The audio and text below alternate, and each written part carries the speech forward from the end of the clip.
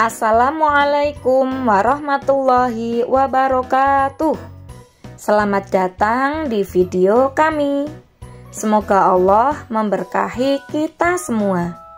Video kali ini berisi tentang ringkasan materi fikih kelas 1 semester 2. Materi pertama, wudhu. Secara bahasa, wudhu artinya bersih dan indah. Hukum wudhu sebelum sholat dan membaca Al-Quran adalah wajib. Wudhu itu untuk menghilangkan hadas kecil. Air yang boleh digunakan untuk berwudhu adalah air suci yang menyucikan, yaitu air hujan, air laut, air sungai, air sumur, air sumberan atau mata air, air embun, air es atau salju. Air suci yang tidak boleh digunakan untuk berwudu antara lain air susu, air kopi, air teh, air kelapa. Yang termasuk syarat sah wudu adalah beragama Islam, berakal sehat. Perbuatan yang harus dikerjakan saat wudhu disebut rukun wudhu. Rukun wudhu ada 6. 1. Niat. 2. Membasuh muka. 3. Membasuh kedua tangan sampai siku. 4. Mengusap sebagian kepala. 5. Membasuh kedua kaki sampai mata kaki. 6. Tertib atau berurutan. Tidak mengerjakan sunnah wudhu, maka wudhunya tetap sah. Sebelum wudhu, kita disunahkan membaca basmalah. Membasuh telapak tangan termasuk sunnah wudhu.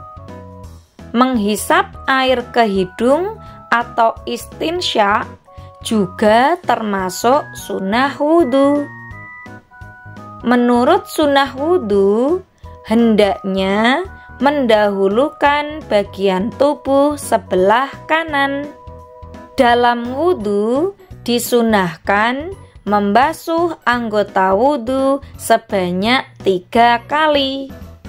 Setelah berwudhu, sebaiknya kita membaca doa. Angin yang keluar dari anus atau kentut adalah perkara atau hal yang membatalkan wudhu. Wudhu menjadi batal karena buang air kecil. Pingsan setelah wudhu, maka wudhunya batal. Yang harus dibasuh pertama kali ketika wudhu adalah muka. Setelah membasuh kedua tangan, kita mengusap sebagian atau seluruh rambut kepala. Berwudhu harus dilakukan secara tertib.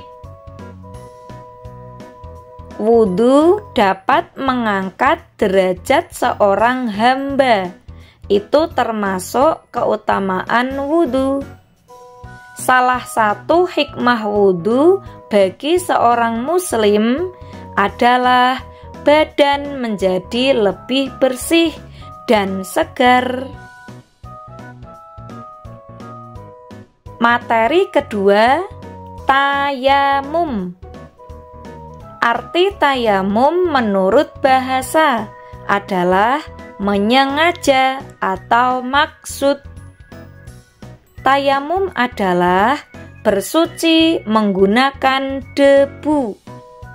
Tayamum itu sebagai pengganti wudhu dan mandi besar. Perintah tayamum dilakukan ketika tidak ada air. Sebelum melakukan tayamum, kita harus berusaha terlebih dahulu mencari air. Tayamum hanya dikerjakan untuk 1 kali sholat fardu. Benda yang boleh digunakan untuk tayamum adalah debu yang suci. Tidak ada air, maka wudhu dapat diganti dengan tayamum. Yang diperbolehkan untuk bertayamum adalah orang sakit.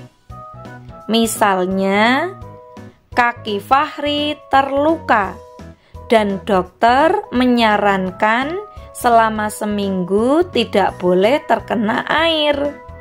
Maka jika Fahri akan sholat, dia boleh bersuci dengan cara tayamum.